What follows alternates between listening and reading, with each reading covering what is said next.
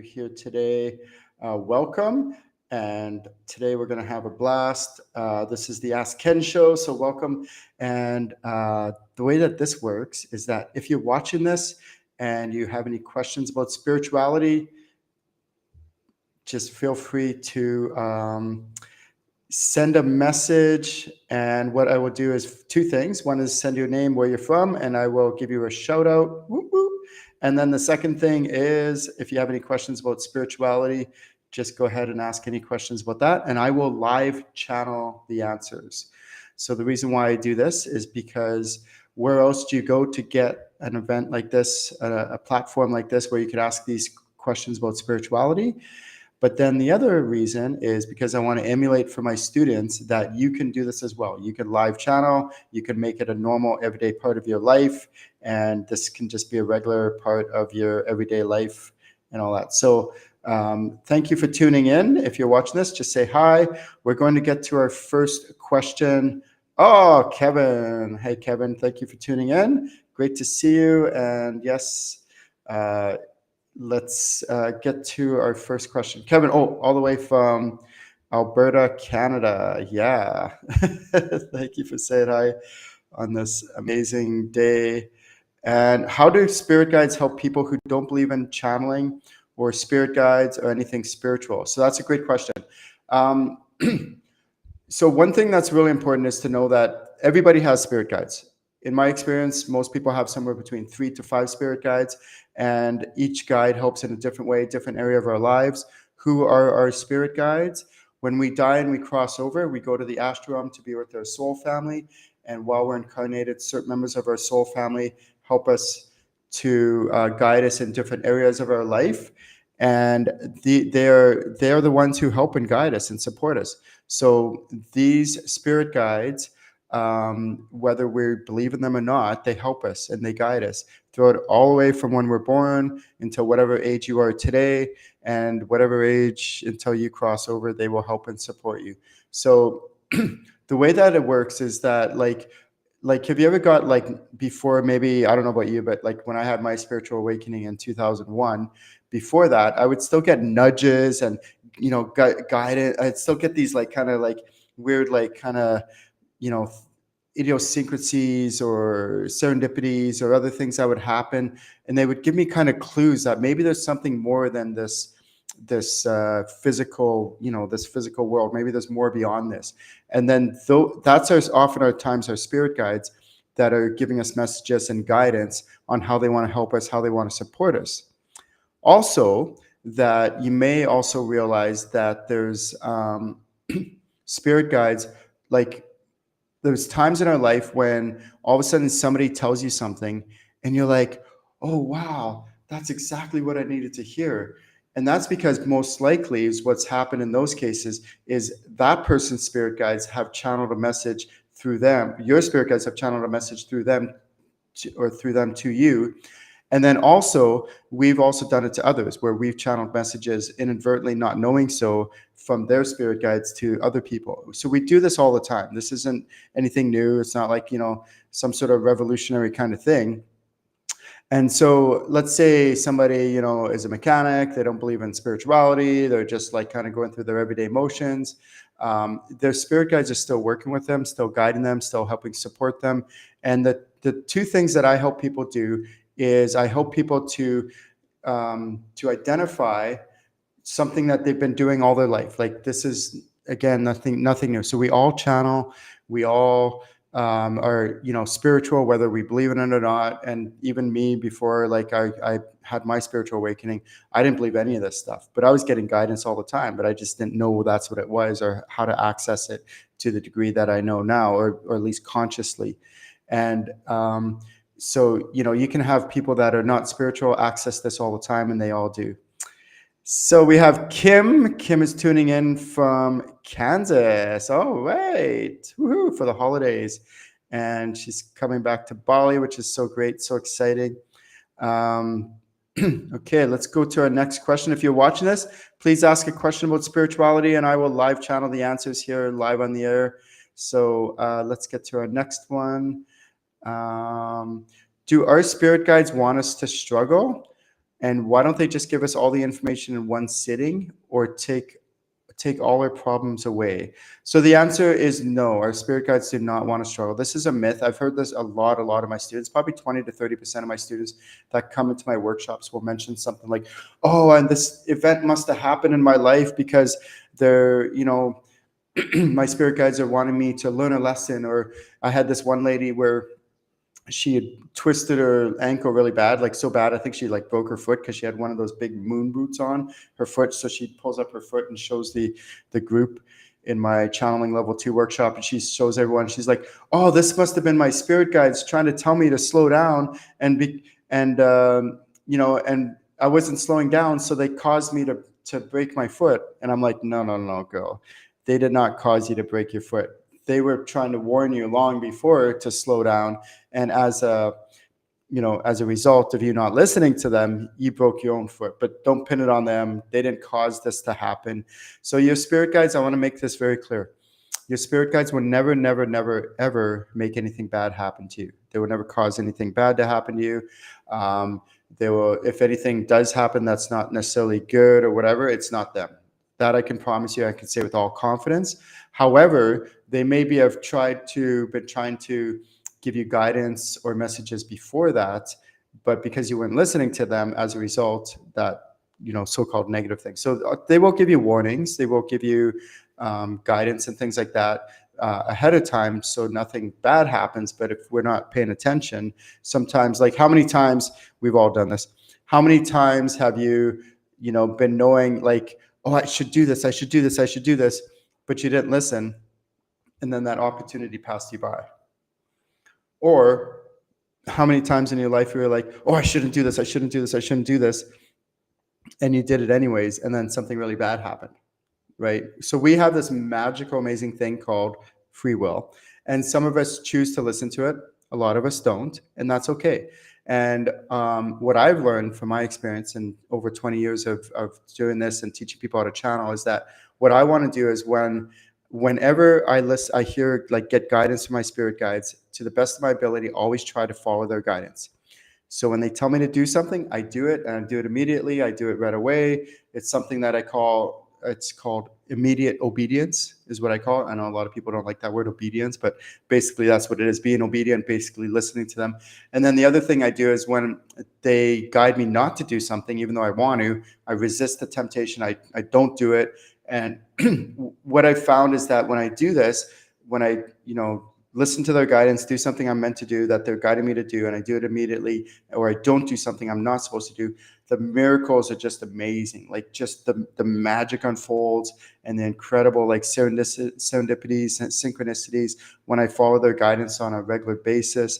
Oh man, it's just so amazing. Like, I wish everyone could, like, live the life that I have, which is why I teach people how to access their spirit guides consciously, how to do it intentionally, how to do it at very high levels, and do amazing things with their spirit guides and accessing them. So there's a lot of cool techniques that I've developed on how to train my students how to do this, so that they can do what I do, and at much even higher levels. Like, I want all my students, I want to empower you how to do this, stand on my shoulders, do even greater things with what I teach you, so that you can let the miracles unfold and do amazing things with your life with the channeling techniques that I teach you. So the second question is why won't they just give us all the information that we need in one sitting? It's like, tell me the meaning of life, or why am I here, or like these big questions, or sometimes, like, I have this problem at work and tell me how to resolve it 100%. So oftentimes what they'll do is they'll give us bite-sized chunks along the way.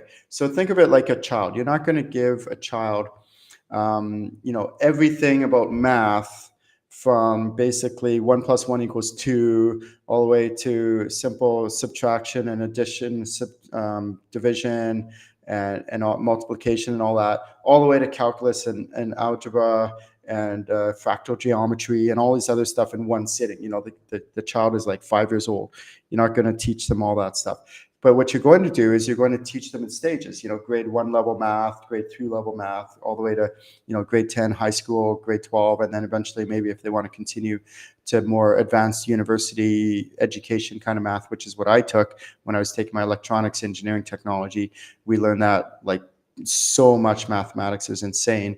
But you would never teach that all to a child in one sitting. It's just too much. It's TMI, too much information. So oftentimes when our spirit guides work with us, they'll give us chunk size pieces along the way.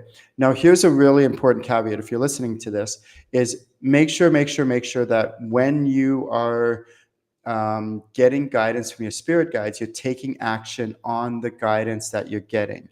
Very, very important, because what happens is, let's say they're like, they want you to do something and you don't do it, then they're not going to give you the rest of the stages. So let's say, for example, you want to start up your own business.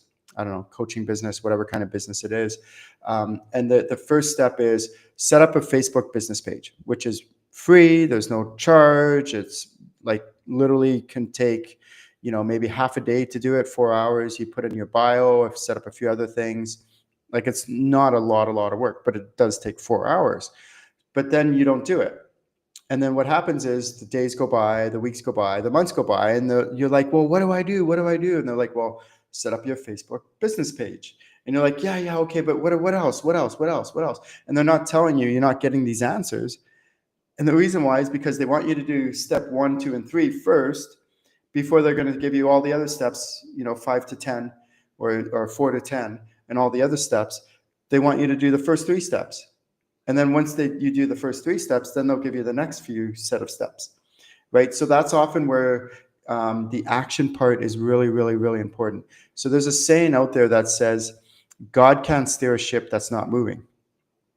If you have a ship that's in a port and it's just sitting there, you can turn the rudder all you want, but it's not going to change the direction of the ship. It's just sitting there. But if that ship is moving and it's going down in the ocean, and you're cruising along, and then you ask your spirit guides for guidance, and they're like, okay, now do this, okay, and then the rudder moves, and then the ship change, and they're like, okay, now do this, and the rudder moves, and you do that, and then so you're getting guidance along the way because the ship is moving, and that's what your spirit guides do. So highly recommended, when you're getting guidance, immediately take action on that, even if it's scary. And the ironic thing is, and this is true for me too, is sometimes the action that they're trying to encouraging you to get is scary, and it might be what I call like a risk, but it's a risk that's what's the word called? Basically strategically done. It's not just like a random, like risk, like I'm going to jump out of an airplane without a parachute kind of risk. No, it's very strategically done. And which is a good point. Your spirit guides might be, hey, I'm afraid of heights. So, go climb a really high mountain, but do it, safely. Or go jump out of a plane, but put on a parachute, make sure you have someone who's trained, professionals there to help you. And it's going to be scary, but it's safe, like relatively safe. So you'll be fine, right? You'll survive, most likely.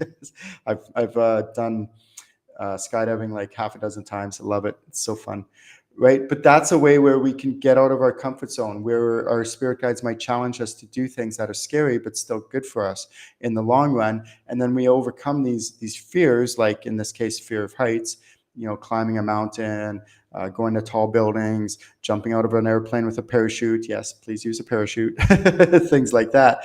But the same thing might be, talking to a stranger. It might be a scary thing, or somebody that you have an interest in. If you're single and you want to approach somebody, that might be a scary thing, but your spirit guide's like, no, go approach them. And you're afraid to do it, but then you push past that fear, and then good things turn out of it.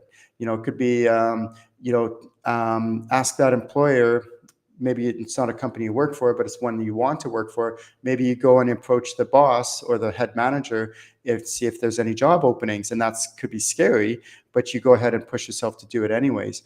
And so oftentimes our spirit guides will want to encourage us, if this is a limit, they want to encourage us to go above that limit and see, hey, do that scary thing, and then just watch the miracles unfold. And if you think of it on a spiritual level, most things that we're afraid of, like on a soul level, really shouldn't be scary at all. And I know this, but there's still things that I'm afraid of, and then I have to push past that and do it anyways. And there's a really amazing definition of courage that I love that was taught to me, was that courage, you don't get the courage and then do the action. You do the action to get the courage. Okay, so like oftentimes I'll teach my students how to do readings. And one of the things I do after I teach them how to do that is do 20 practice readings. And that's scary. Why? Because you might be wrong. And what if you totally blunder it and flounder and you screw it all up and all that? And I get it. Like, it is scary. But what you do is you do the action and then you get the courage. You don't get the courage first, then do the action. And then as you do that, your confidence builds, your strength builds, that's it. You do the action and then you get the confidence. That's the saying. We have Shelly joining in. Thank you, Shelly, for saying hi. And yes, on this beautiful day, this happy holidays. It's such an amazing day. And we have Grace from Instagram who's joined us, and MCDS, someone from Instagram, also joining us. So if you're watching this, please say hi, give me a shout out where you're from, and I will say hi back. And also, if you have any questions about spirituality or just questions about me in general, feel free to ask, and I will live channel the answers. So exciting. Woohoo. Welcome to the Ask Ken Show, everyone. Let's get to our next question. We have Danielle. Danielle saying hi. Hi, Danielle. Thank you for joining in. Do our spirit guides choose one person, or do they have multiple people that they guide? And the answer is yes. So in general, so sometimes, let me give some context here. This is where this question's come up several times for my students, is like, let's say a mother is doing my workshop and then she's like, my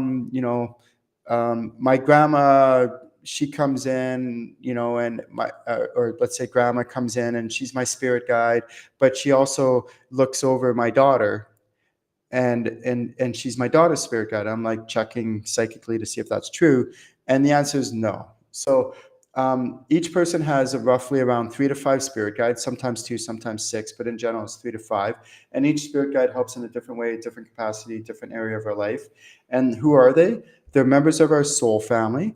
My experience has been that most people's spirit guides are people that we don't know from this lifetime. Most are from past lives. But every once in a while we get people that are spirit guides that we've known from this lifetime. So in this example that I just gave, sometimes we want our spirit guides to be someone who we want it to be that person, but it's not necessarily that person. Does that make sense? Like sometimes we want it to be grandma, for example, and you maybe had like a good relationship with grandma, you really loved her. She might be a member of your soul family, but that doesn't, just because she's a member of your soul family doesn't necessarily mean she's going to be your spirit guide. But in this example, let's say that she is, okay? So it could be, it's possible. Also, to know that your spirit guides aren't necessarily ancestors. They could be a friend or a family that you knew. It could be a teacher. It could be something like that. But again, most spirit guides are people you've known from past lifetimes, not from this lifetime, in my experience. So then grandma is this lady's spirit guide. And then she's like, oh, she comes in and she looks over my daughter. And I check psychically and I ask grandma, are you this daughter's spirit guide as well? And the answer is usually almost always no. So let's say, for example, the mother who's taking my workshop, that's her spirit guide. Grandma is the full-time guide. She works with her granddaughter full-time, but not the great-granddaughter. And she helps her, supports her in certain ways, but she might check in on her great-granddaughter once in a while, but she doesn't support her in the way. So the great-granddaughter, in this case, the mother's daughter, has her own set of spirit guides. 3 to 5 spirit guides, however it is, and helps and supports her, but it's probably most likely not grandma, because grandma's already working with the mother. Does that make sense? Okay, so just to note that each person has their own individual spirit guides, and they'll interact, they'll talk with each other, but one person won't have the same spirit guides as another person. Okay, so I want to make that clear. In my experience, again, with spirituality, like not everything's black and white, yes or no. Oftentimes there's different shades of gray and there's different variances in that. So what I tell my students is that, like, just be careful about when people say like always and nevers and things like that.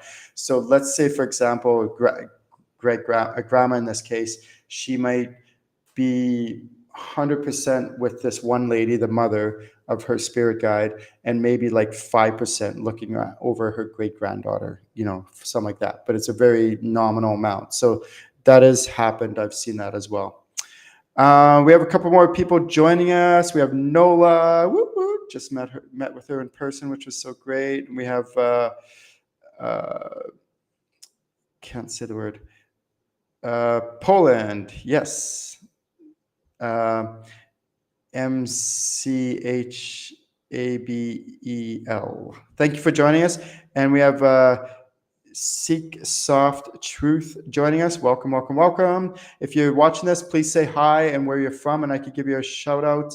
Thank you so much for joining. And also, if you have any questions about spirituality, I will live channel the answers. So go ahead and ask those questions about me or spirituality, or just anything about, like, I don't know, anything, spirit guides or anything else, soul families, how the astral realm works, and I will live channel the answers.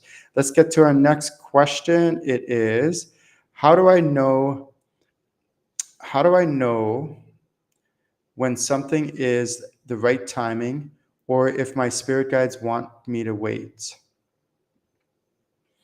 Yes, this is actually really important. I'll give you an example. There's a lady that I knew, that one of my clients, and I taught her all this. Like, I teach about timing and all that, because timing is important at certain times as well. Like, it's not just about, do this, do that. So this lady that I knew, she was working this amazing job, like had really, really good benefits. It was unionized. She was up in the seniority. She'd been working there for years. She had retirement on the horizon, like not too long future, all this stuff. And then she booked a one-on-one session. I hadn't heard from her for years. And then all of a sudden booked a one-on-one session. She's like, Ken, guess what? And I'm like, what? She's like, oh, I quit my job. I'm like, you did what? She's like, yeah, I quit my job. My spirit guides told me to. I'm like, okay, why would you do that? And right away, I knew she wasn't meant to. But anyways, I just let her keep talking. And she's like, yeah, my spirit guides told me to quit my job so that I can work on my coaching business and build up my coaching business. And I'm like, okay. So anyways, what ended up happening was she did quit her job. And then over the next year, instead of her working on her coaching business, she ended up just squandering her time, not using her time very wisely. And that whole year went by, and she blew through all of her savings, all her retirement. And after a year of unemployment and not building up any clientele or any business, she had no choice but to go back into the same industry. But because she had quit her job, she had to lose all her seniority, lose all her benefits, and start from the bottom. And all that, and she had no money. She was broke. She basically wasted all that money and time. So it wasn't that she was wrong on that. The answer was, when she was checking with her spirit guides, should I quit my job? The answer was yes. But what she didn't do was ask the next question, which is when? When should I quit my job? And if she would have asked that question, her spirit guides would have been, well, not now. Build your coaching business until you make enough money where you can quit your full-time day job. And then once you make enough money, then you can go ahead and do that full-time. And then you're doing it very strategically. You have enough money in the bank, and you also have your coaching business that's thriving and paying your bills. And that's the next part. So timing does matter. Let me give you another example. Let's say you're single, and there's this really cute guy that you like, and you want to go and approach him and ask him out on a date. Yes, ladies, it's the 21st century. You're empowered. You can, approach guys too and ask them out, right? It doesn't have to be one way or the other. It can be both ways now in this day and age, which is awesome and great. So there's this guy that you really like, but you ask your spirit guides, okay, should I ask him out now? And they're like, or should I ask him out? You might get a yes, but then ask the next question is, okay, well, when? Now? And they're like, no, not now. So then maybe a few days later you ask, okay, how about now? And they're like, no, not yet. And then a few days later you're like, okay, how about now? And they're like, yeah, now's the time. So you go and you ask that guy out, and he's like, yes, okay, sure, I would love to go out with you. And the two of you go out, you go on a date, and you hit it off, and it works out great. And then you go on maybe several dates after that. And then you start dating each other, and everything's wonderful, everything's great. But if you had not listen to the timing of things. Let's say, for example, you asked them out 2 weeks earlier, and then you would have asked him out, and he might have been like, "Oh no, I don't want to." Why? And it has nothing to do with you. It has to do with him, and maybe there's things going on in his life. It wasn't the right timing. Maybe he was not, feeling depressed, or there was other stuff going on, maybe work related or other things that happening in his life. So the timing wasn't quite correct. But then because you waited that 2 weeks, the timing was right in your life, the timing was right in his life, and then it worked out, and the two of you, hit it off, and from there on. So what happens is, on a spirit level, is we have our own spirit guides, again 3 to 5-ish is what we have, and then he has his own spirit guides, again 3 to 5-ish, and their spirit guides are communicating with each other in the astral realm. So they connect with each other, they talk with each other, they communicate with each other, and they work out all this stuff together. And so what happens is they're watching the pieces come together, and the pieces like working together as they're communicating with each other. So that's what's happening, is on a spirit level, is these spirit guides are communicating with each other and saying, okay, now's the right timing.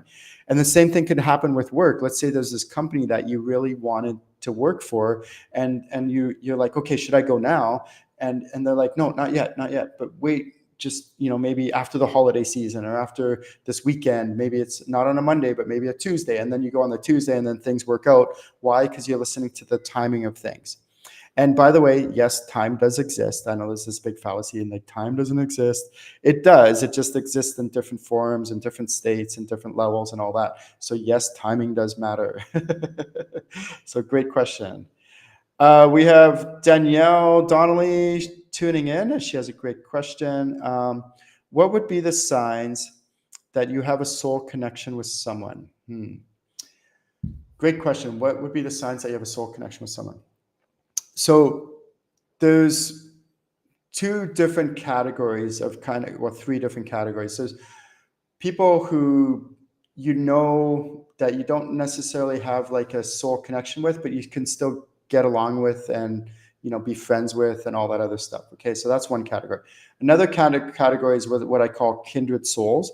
Kindred souls are where you have an amazing soul connection, but you're not necessarily meant to be intimate or sexual with, if they're somebody that you're interested in that sense. But they're not necessarily meant to be that, like, in that sense. You're meant to just be platonic friends and friends only.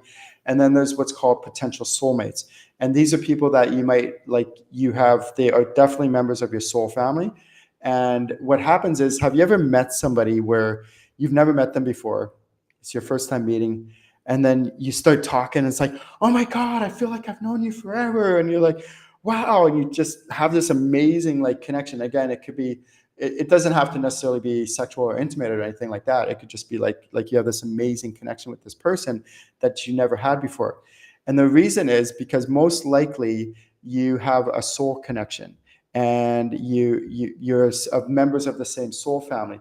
So if they truly are members of your same soul family, then you have known them forever, literally eons, and not just this lifetime, but many past lifetimes, and not just many past lifetimes, but also in between lives, when the two of you, neither one of you are incarnated, and you're in the astral realm, and you're communicating, hanging out with each other, fellowshipping, spending time in the astral realm with each other in spirit form.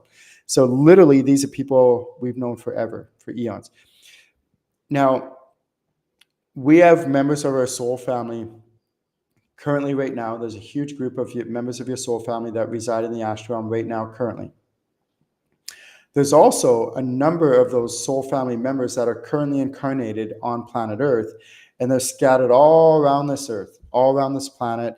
There are different demographics, different ages, different ethnicities, different religions, and they're all over the world. So wherever you are, whether it's in your hometown or whether it's if you're traveling, watch out for these people. Look for them. Say hi to people. Start up a conversation. You never know. Sometimes it might just be someone who's not a member of your soul family, but they're nice people. You say hi, you make a new connection. Great. Maybe you exchange social media contacts and you stay in touch. That's great. That's awesome. Or maybe you might bump into somebody who is a soul family member, and you have that amazing connection right away. You feel like you've known them forever, and you want to stay connected. So please do stay connected. Find a way, if you can, to, even if it's, you're in a different cities or different places in the country or around the world. We have this beautiful, amazing technology called video conferencing. And this day and age, no matter where we are, we can still stay in touch with each other.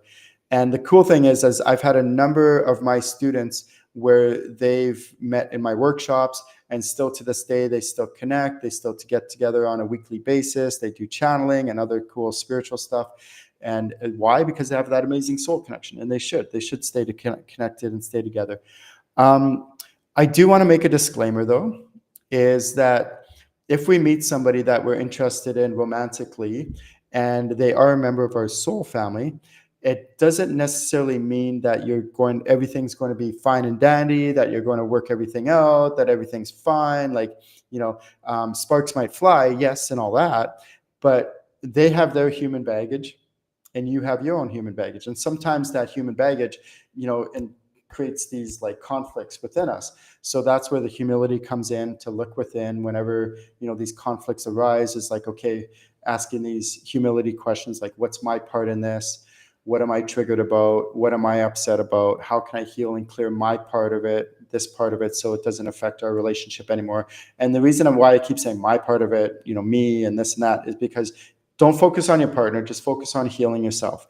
Focus on your own stuff that's bothering you, and just watch that relationship transform. Like, oftentimes just us working on ourselves will help, repair that relationship or make that relationship healthier or even better. Would you all agree? Like, so just focus on yourself. And if the other person comes along, great. And if they don't, great. But either way, you've been healing and working on yourself along the way. So that's really, really important. And I could go on and on and on about that. Like, it's just such an amazing journey to be on. And again, it doesn't matter whether it's romantic or not. Even friendships, sometimes we have to work on our own stuff and our own stuff that bothers other people. There's 3 things that I've noticed people that need healing, and that's why I do also healing with my like Ascension group healing and other healings that I do. I have over 100 different healing modalities that I could do on people. But the 3 things that I've noticed that people need healing is they get triggered really easy. Like, every little thing bothers them. They're like, so that's one thing. Another thing is they trigger others really easily. They go around like, and some people act like, I've heard people say this, and they act like they brag about it. They're like, oh yeah, I don't care if I trigger other people. That's their problem. And I'm like, no. That's not cool. It's not cool to go around purposely. Like, sometimes, again, we don't do it purposely, but whether it's purposeful or not, we still don't want to be going around triggering other people all the time. Okay. Because then there's something in us that's upsetting other people that we can heal and clear. So we don't go around upsetting other people all the time. Now, don't get me wrong. There's, again, people that are going to be upset about any little thing and and all that. But if it's a common theme and you seem to be triggering everybody, most likely it's you. It's not them. Okay. And then the third thing that also needs healing and clearing is people that are really strongly opinionated, that have major opinions about every little thing. They're always like, I'm right, and righteous kind of attitudes and all that. How do I know these are the 3 things that people need healing on? Because I used to be all 3 of them. I used to be super highly sensitive, triggered about every little thing. I used to go around triggering everybody about, all the time, like everyone who would get triggered around me. And then I would be super highly opinionated. That's how I know.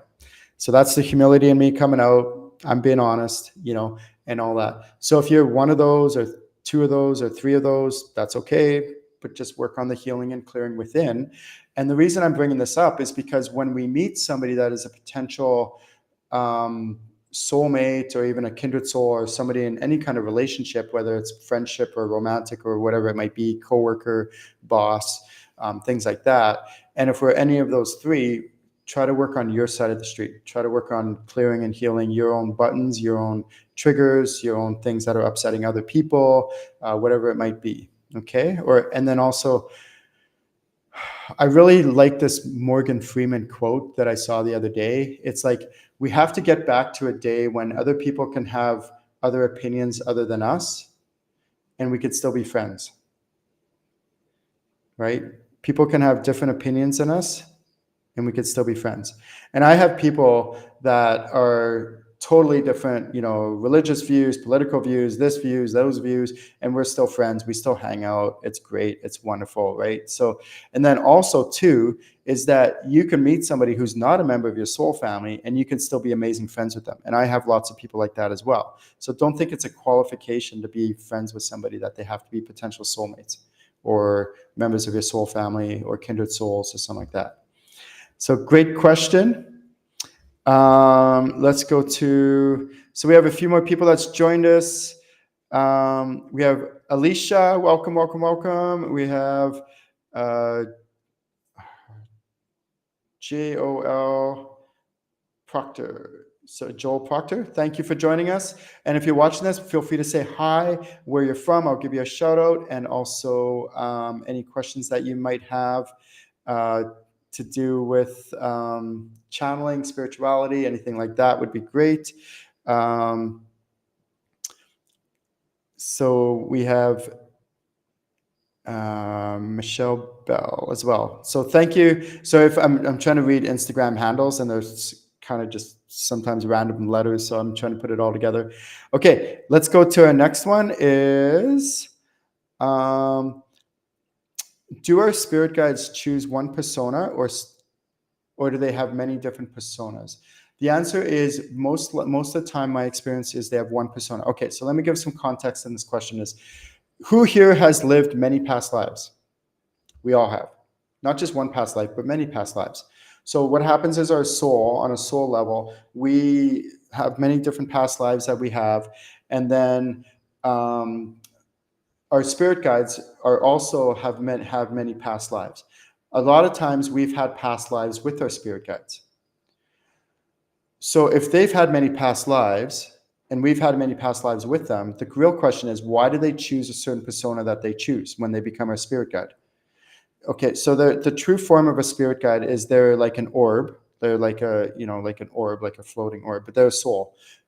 And they're alive. And when they're in the astral realm, they don't just, float around like, whatever. They're actually busy doing things just like you are. When you're in the astral realm, you're learning things, you're going to school, you're doing recreational things, you might be doing sports or learning arts or math or science or, lots of these different things that we do in the astral realm. And same thing with our spirit guides.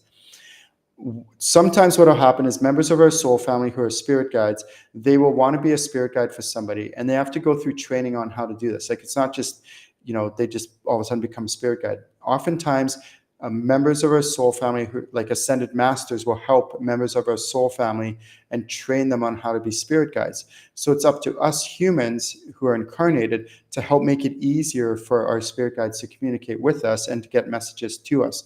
So I always encourage my students it's a strategy that I call bridging the gap. Bridging the gap, the reason why I created this was because I would always just sit back and go, okay, spirit guides, you tell me the answers. I'm just going to sit here and let you do all the work. But then after a few years of this, I'm like, well, wait a second. Why don't I help my spirit guides out and try to bridge the gap and reach them part of the way and make it easier for them to communicate with me? And so what you want to do is you want to purposely go ask yourself these questions. How can I make it easier for my spirit guides to get messages to me? How they can reach out to me? And then what happens is your spirit guides will be working with the ascended masters who are training them to help and support you and guide you in ways that because they're learning too. They're not just like, this is skills that they're learning. So we want to help them. And what's happened is we've had many past lives with them. So the question is, why do they choose this certain persona? Like, they might have been like maybe a mother in a previous lifetime with you, or they might have been,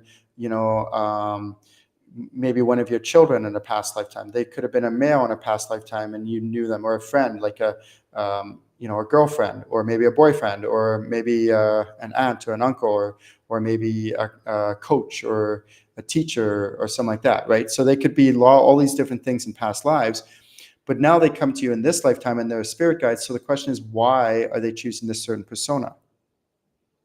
And the reason is, they're choosing this certain persona, this way that they're presenting themselves, because it's the way that they can help and support you the most. So let's give a couple examples here. Let's say, for example, there's a spirit guide who comes in, and it's a male, and he's here to help you with career and work. Okay, and he's like maybe middle-aged, a little bit older male, and he's a certain ethnicity, and he comes in and he wants to communicate with you through clairaudience, and he wants to tell you how to handle your work situations, how to improve your the work strategies that you have, how to maybe climb the ladder in the corporate world, whatever it might be. Okay, or maybe to do with business, how to operate your business, start up your business, get your business moving, rocking, thriving, and all that. So he's trying to tell you these answers through clairaudience. So he presents himself in this manner. He's very straightforward, very matter of fact. He's very methodical, very step by step, trying to go through all the steps and all that.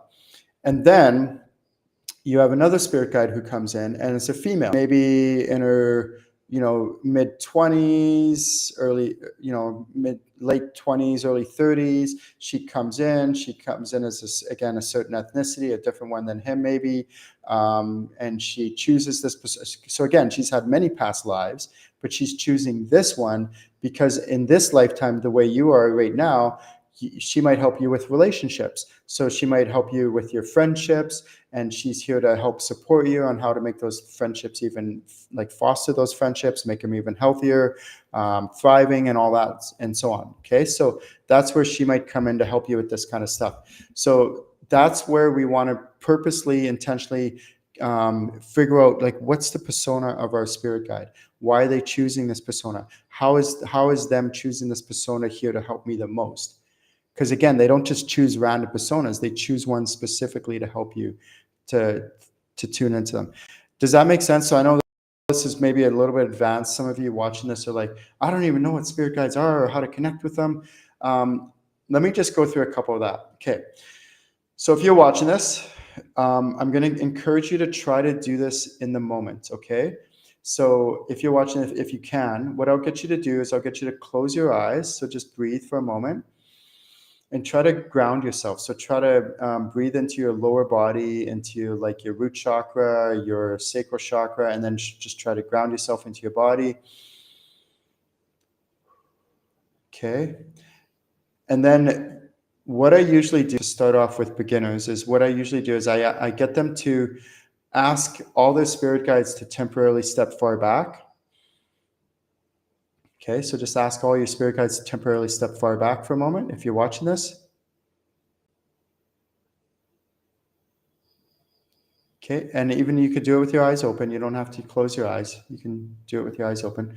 Okay, good. Now, the reason why I have you do this, is because now you can feel, so if you're watching this, feel what it's like to have no spirit guides around you. If you've asked them to step back, you'll feel what's called spiritual silence. And that's where you're in a state now where you have no one around you. And now sit in the spiritual silence for a moment and just feel what this feels like.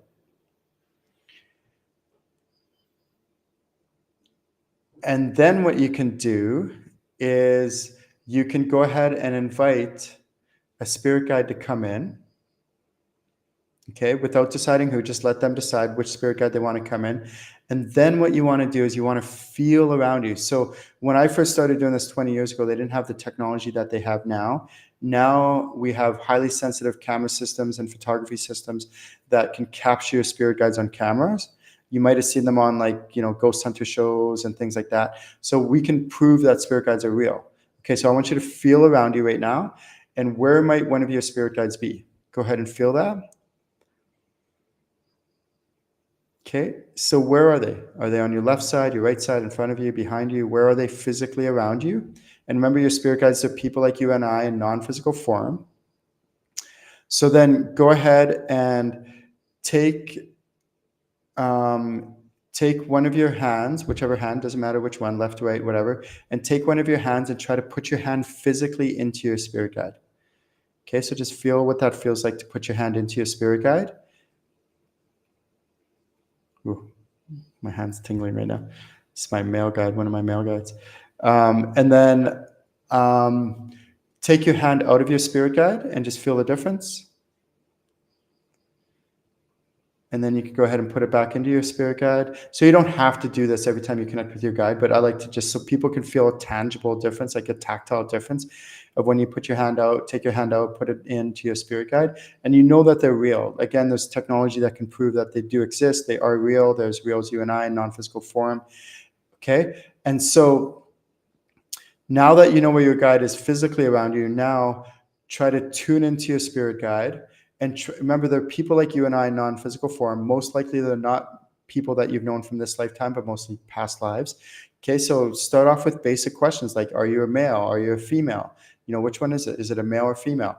How are they presenting themselves? Are they, tall or short, or are they skinny, heavy set, medium build, stocky build, sporty build? Like, what kind of build are they?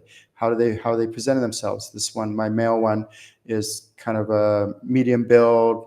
He's kind of skinny-ish. He's saying he's tough, okay, but he's not like bulky tough. He's just like, strong. He's a little bit taller. And then what ethnicity is this spirit guide? Like, what's their ethnic group, their ethnic background? What color is their hair? What kind of style is their hair? What are they wearing for clothing? And try to see the visuals of what you're seeing in your mind's eye with your spirit guide. And then what are they wearing for clothing? This guy's dressed pretty dapper, pretty clean, professional looking. What areas of my life does this spirit guide help me with? How does his voice sound? Like, all these questions, you can start to get to know what's the personality of this spirit guide. This one, male one, so I'm live channeling right now in case you're wondering. He's pretty direct. He's pretty strict. He's very methodical. He's very thoughtful. He doesn't speak a lot, but when he does, you want to listen to him. He's one of those ones that doesn't say much, but when he does, he has profound things to say, and so on and so on. Okay? So then, as you're connecting with your spirit guide, you're starting to figure out, okay, what's their persona like? Why are they presenting themselves this way? And then there's clues to that, because if you can figure that out, then you can figure out what areas of your life they're here to help you with, how they're here to help and support you, and so on and so on. So that's the trick to why it's important to know what their persona is, how they present themselves. But persona isn't just about the presentation. It's also about, what does their voice sound like? Are there any smells associated with them, any tastes associated with them? How does their presence feel? That might be different than other spirit guides. The tactile sensations, what's their emotions? What kind of emotions do you feel with this guide? So this guide, this male guide, he's not like soft and cuddly and all that. He's very like to the point and strict, which is good. That's what I need. I need a guide like that. So each guide helps us in a way that we need most. So we don't want to force our spirit guides to be something we want. Just, it is what it is. It's reality. It's there. This is how they're presenting themselves. I'm not trying to force anything. I'm just observing, analyzing, assessing, and trying to figure out, okay, how is he doing this? I'm not trying to make it any which way. So let's say there's a female guide. There's actually one right here. And then I go through the same process. Okay, so what's she like? Is she male or female? How is she here to help me? What areas of my life? What ways does she support me? She's definitely more motherly. She's definitely more cuddly. She helps me with emotions. She helps me with relationships, especially ones that I ever struggle with. Good, okay. And I'm figuring this all out live right now, right in front of you. What's her age? She's probably about early 30s. And so on and so on. Okay, so you can do this as well. So if you're watching this, as I'm talking, keep doing this. Try to tune into your spirit guides. I teach my students, it's something I call ABC, which is always be channeling. Of course, you're doing it safely, you're doing it properly, you're doing it in a good way, in a healthy way. And we all channel, we've all channeled, and we're all doing it whether we're conscious or not. What I'm trying to encourage you to do is be conscious about it. Be aware of it. Okay, beware. Like, why are they presenting themselves this way? And how are they here to help me and support me? And just to note is that each spirit guide helps not just in one way, but in many ways. So over time, as we fellowship with our spirit guides and we get to know them more on a deeper level, we want to also try to decipher and figure out, like, what other ways are you here to help me with? Instead of this one, it's not just relationships. It's also like when I'm going through emotional states, emotional swings, which we all do because we're human, right? With this guide, it's mostly work and career, and other areas of my life, like, getting stuff done, other things on my to-do list that are outside of work related stuff. But like, I'm thinking of some stuff right now to do with other things that I've been putting off. Helps me to, get those things off my to-do list done. Okay, so we have another couple questions here from, let's see, what technique do you recommend to separate ego voice from a spirit guide voice? Okay, so good question. The number one biggest question that all my students have is, what's the difference between, like, how do I know the difference between what's my stuff and what's going on within, or what's coming from a spirit guide? And I wish I had a really simple technique and answer for that. But basically, is what I just did with you, is how to decipher the differences. So two things on this is, I recommend meditation and sitting in silent meditation, no noise, no guided meditation, nothing, just sitting there in complete silence. And what you want to do is, you want to listen to your own thoughts and assess your own thoughts, not judge them. So please, no more judging yourself. The days of judging yourself and being hard on yourself and beating yourself up, those days are over. We don't want to be doing that anymore. Okay. But instead, what we want to do is, we want to listen to our voice. So, and you could do this right now. Again, if you're listening to this, if you're watching this, I want you to feel into your own thoughts. And right now, you're probably not talking out loud. You're probably just, listening to like me talking right now on this video. But ask yourself, okay, when I listen to my own thoughts, how does my own voice sound? Is my own voice, like, is it high pitched? Is it low pitched? Is it quick? Like, how do my own thoughts sound? Do they speak quickly? Are they fast? Are they scattered and sporadic and all over the place? Do they jump from one topic to another another topic? Do they cycle through one topic over and over and over again? Like that same thing you're like gone through like 200 times, maybe 2,000 times, all that stuff. Like, listen to your thoughts and the characteristics of your thoughts. So the reason why this is a really important step is because if you can feel and hear your own thoughts, and you can know the qualities and characteristics of your own thoughts, again, we're not judging them. They just are what they are right now. And as you do your healing work and you get healthier and clearer over the years, your thoughts will become calmer, more polite, more kind, more gentle, and so on. And they won't be so judgmental. And, whether it's judging others externally or judging yourself, and on and on and on, is so critical. All those other characteristics that a lot of us have. I heard us saying like something like there's 50,000 thoughts that we have in a day, and 80% of them are negative. And I tell people that, they're like, wow, what, really? Oh my God. And then they start assessing and looking at them, watching their own thoughts, and like, wow, yeah, a lot of them are negative. So if you can reduce it from 80% negative to 50% negative, and then maybe over the years to 30% negative, like that would be a huge improvement instead of 80% negative. So we want to know also the qualities and characteristics of our thoughts, so that when a spirit guide comes in, we can decipher the difference and discern the difference between my thoughts and what's coming from them. And that's where we want to like tame our own ego. We don't want, when we're channeling, this is a very important tip. So if you're watching this and you want to write this one down, is we do not want to force the answers to be the answers we want. When we channel a spirit guide, sometimes we'll get an answer, and it might be an answer we don't want to hear, but we need to hear. It might be an answer we don't want, but it is the answer that they're giving you.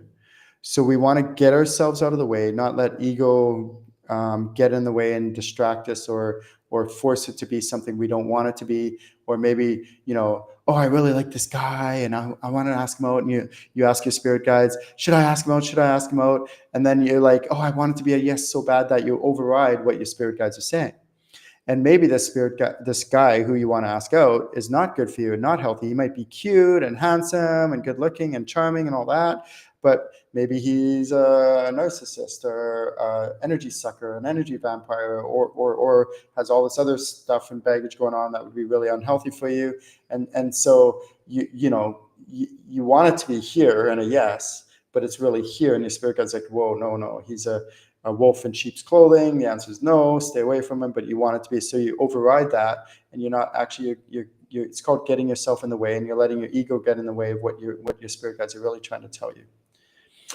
Or the opposite of that, you might, meet a guy that's, it's cute and all that, but you're not quite sure, and you're kind of, but maybe he's slow to open up, and you ask your spirit guides, okay, should I ask him out, on a date or something? And your spirit guides are, yeah, do it. But you're like, well, I'm not sure. So you don't do it, but you never get to meet him. But really, he's a guy in this category that would be awesome for you. And then once you go out, maybe the third date or fourth date or fifth date, he really starts to open up, and it turns out you have an amazing connection, you could develop and foster an amazing relationship if you would have just given that chance. But your spirit guides knew this, but because you weren't quite sure, you didn't, do it, or maybe because of fear you didn't do it, or whatever, So that's where what we want to do is we want to practice just discerning and differentiating between our spirit guides and our own stuff. And then we want to have the humility, again, to do two things. Is when we're meant to do something, we do it, and we do it right away. And when we're not meant to do something, we have the restraint not to do that and just refrain from doing that. That's also takes a lot of humility as well, even when we're like tempted and really want to do something, but we know it's not good for us or healthy for us, to resist that. So really, really good question. So let's see. Nola has a question here. Okay, let's see what she says. I have my two spirit guides, but I feel others. There is a guy called Steve behind me, and is there something, or is it just my mind making things up or interfering? No. So the answer is no, Nola. You actually do legitimately have a spirit guide behind you. That is correct. And so yeah. I'm checking right now live. So I'm not doing necessarily spirit guide readings, just so everyone knows that's not the purpose of the Ask Ken show, but it is related to the topic I was just talking about. So again, you can feel, if you put your hand into that spirit guide, you can feel the tactile sensations of the spirit guide. You should also feel him, like his presence on the back of your neck. I'm getting goosebumps. He just showed up here to thank me for this. So yeah, make sure that what you do is you tune into your spirit guides. Try your best to use all the different clairs. So I'm not going to go through all the clairs in great detail, but the basics are, clairvoyant. What am I seeing? The visuals of my spirit guide, how are they presenting themselves, and so on. And then the next one is clairaudient. How does their voice sound? And how is that different than my own thoughts in my mind? We just talked about that. And then the next one is clairvoyant, clairsentient, clairsentient. So what's the tactile sensations? That's clairsentient. What are the feelings? So the goosebumps, the texture, the feeling of it, the heat, the cold, all that stuff is part of the clairsentient. And also, how do they feel?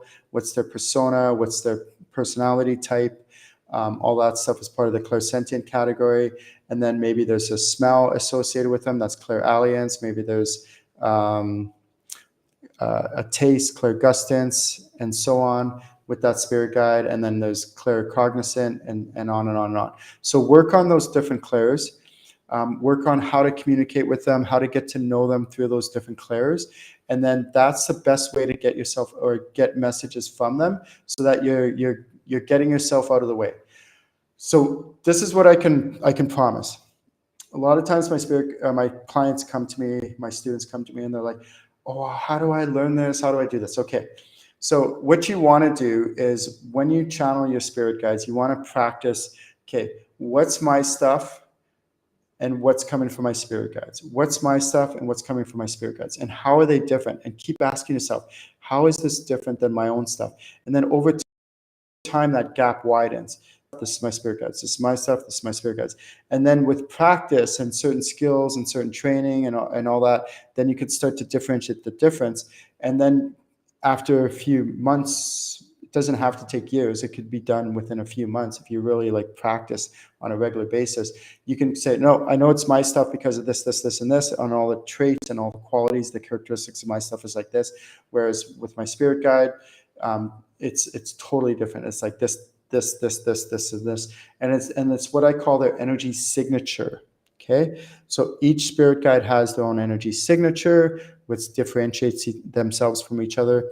And I went through that when I differentiated the difference between my male guide. He's again very I wouldn't say stern, but he's more like just direct. He's direct, he's strict, he's methodical. He doesn't talk much. But when he does, it's very to the point. And he's here to help me mostly. Like, he's very, like, almost like a suit and tie kind of guy. He's not suit and tie, but he's very dressed, very nice and professional. Looks very good, and all about, like, getting business stuff, getting results. And then there's my female guide, who's very, like, soft and gentle and characteristics, and all that kind of stuff. So this is how you can tell the difference between your spirit guides. And then over time, you can tell the difference because they each have their own energy signature. This male guide is like this female guide is like this. They all have different energy signature components to them that make them unique, which is different than my own stuff, which is different than my own mind, my own thoughts, how my own traits and all that. So this is really amazing tips. Thank you everyone for watching this. I hope this helps you practice your channeling, work on it. Remember that there's two things that you can do with me is you can take professional certification training on how to improve your channeling techniques, whether it's animal communication or channeling your spirit guides, channeling angels, sprites, fairies, dragons. I teach it all. It's the most comprehensive channeling training probably anywhere in the world. Check it out at channelinginc.com. And then I also have on a monthly basis my Ascension group healing, where I do mass amounts of healing and clearing. So that also helps you with your channeling, your spirituality, and also just your everyday living, and help you to thrive this life that you're living right now. Have a great day, everyone. Love you all. Say hi, rate me a message, and I will get back to you as soon as I can. Talk to you all later. See you. Bye.